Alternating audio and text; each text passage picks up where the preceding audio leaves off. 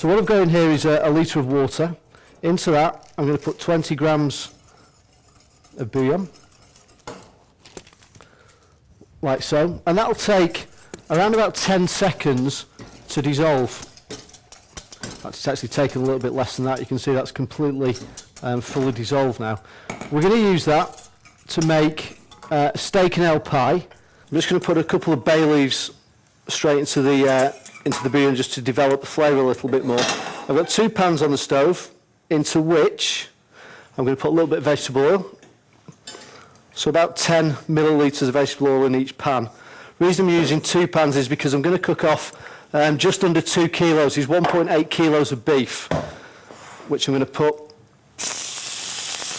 into the 2 pans, so about 900 grams in each pan. The beef that we're actually using for this dish is brisket, and you can use a cut of meat that's similar to this, so something like chuck or neck would actually do for this as well. So you want a joint that will take a great deal of cooking down. You don't want to use an expensive cut.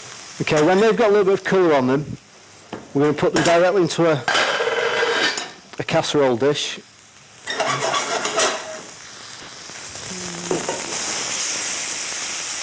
And from there they're going to go into the oven.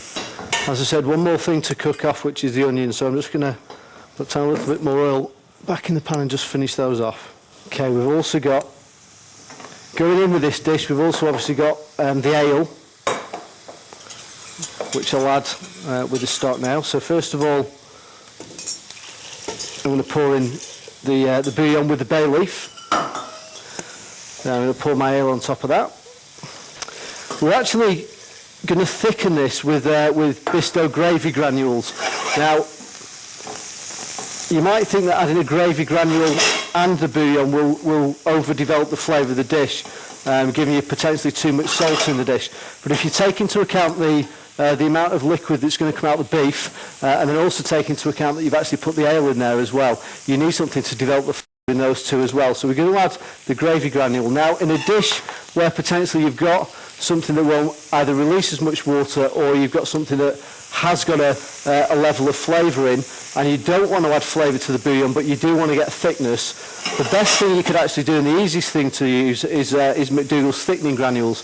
Very, very similar to the gravy granules, but with no flavour and no colour. A number of products, especially something like a stock, the flavour's there at the start, and then you've got to start reducing it down and doing stock reductions and things like that if you want to try and add some flavour at the end. And the only other thing that you've got to add at the end then is seasoning, which with these you don't actually have to season in terms of salt at all, but again, if you like a little bit more pepper, then you can add some pepper into the dish. Now, everything's now in the pan. We're going to pop the lid on, and then we're going to put it in an oven at around about 170 degrees C for roughly about an hour and a half.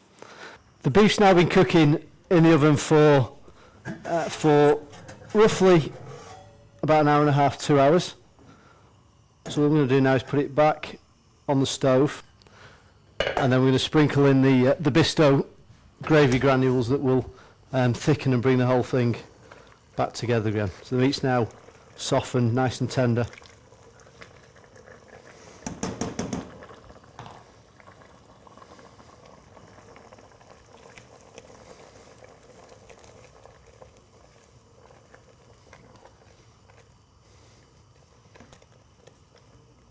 And this will just stir in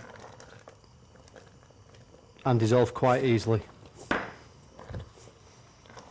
There's also no, both with the Bisto granules and the thickening granules as well, there's no time to actually cook it out, whereas if you normally made a roux, it would take about 25 minutes to actually cook the flour out. You don't actually have to cook anything out with the thickening granules or gravy granules there. As soon as they've thickened, that's it, they're done.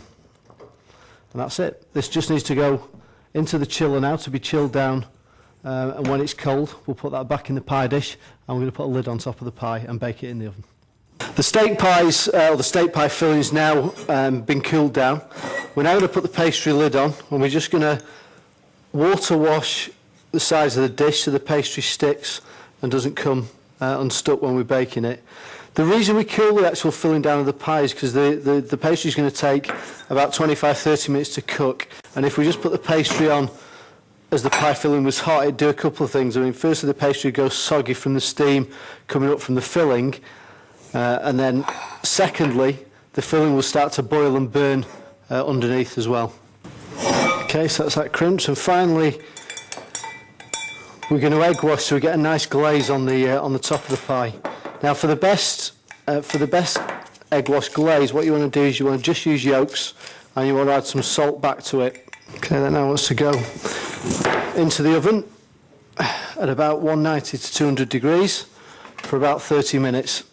Okay, the pie's been in now for 25 minutes just to finish off.